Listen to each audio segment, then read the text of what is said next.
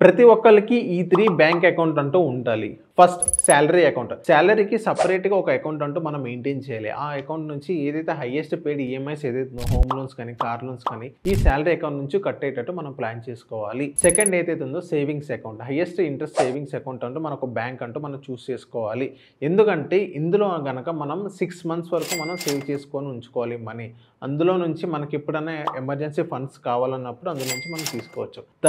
Third ఏదైతే ఉందో మనం ఇన్వెస్ట్‌మెంట్ మాడ్యూల్‌లో మనం చూసుకోవాలి. ఇన్వెస్ట్‌మెంట్ అకౌంట్ అని చెప్పుకోవచ్చు. ఇన్వెస్ట్‌మెంట్ అకౌంట్ అంటే ఎలా అంటే ఎఫ్‌డీస్ కానీ, మ్యూచువల్ ఫండ్స్ కానీ, ఎస్ఐపీస్ కానీ ఈ అకౌంట్ నుంచి మనం కట్టేలా మనం ప్లాన్ చేసుకోవాలి. దీని ద్వారా మనకి ఏమవుతదంటే ఎస్ఐపీస్ కానీ, మ్యూచువల్ ఫండ్స్ కానీ మనం ఎక్కడి నుంచి ఎక్కడున్నామని మనం ట్రాక్ చేసుకోవచ్చు. అండ్ నెక్స్ట్ మనం సాలరీ అకౌంట్ నుంచి సమ్ పర్సెంట్ ఆఫ్ అమౌంట్ అనేది మనం ఇన్వెస్ట్‌మెంట్ మాడ్యూల్‌లో మనం స్టోర్ చేసుకోవాలి. దాని ద్వారా ఏంటంటే మన ఖర్చులు అనేది చాలా తక్కువ ఉండండి. ఇన్వెస్ట్‌మెంట్ అనేది మనకు ఫస్ట్ ప్రయారిటీ కింద వస్తది. అండ్ నెక్స్ట్ ఏదైతే మిగతా అమౌంట్ ఏదైతే ఉందో అది నార్మల్‌గా మనం డైలీ ఎక్స్‌పెన్సెస్ కింద మనం వాడుకోవచ్చు సాలరీ అకౌంట్ నుంచి. అంటే ఐ మీన్ గ్రోసరీస్ కానీ, వెజిటబుల్స్ కానీ, ఫ్రూట్స్ కానీ సో అందులో నుంచి మన సాలరీ అకౌంట్ నుంచి మనం వాడుకోవాలి. ఈ 3 అకౌంట్స్ గనుక మనం కన్సిస్టెన్సీగా మనం మెయింటైన్ చేసుకున్నట్లయితే మనం చాలా మనీ అనేది మనం సేవ్ చేసుకోవచ్చు. ఏ మనీ ఎటు నుంచి ఎలా వెళ్తుందని మనకు కొంచెం క్లారిటీ ఉంటది.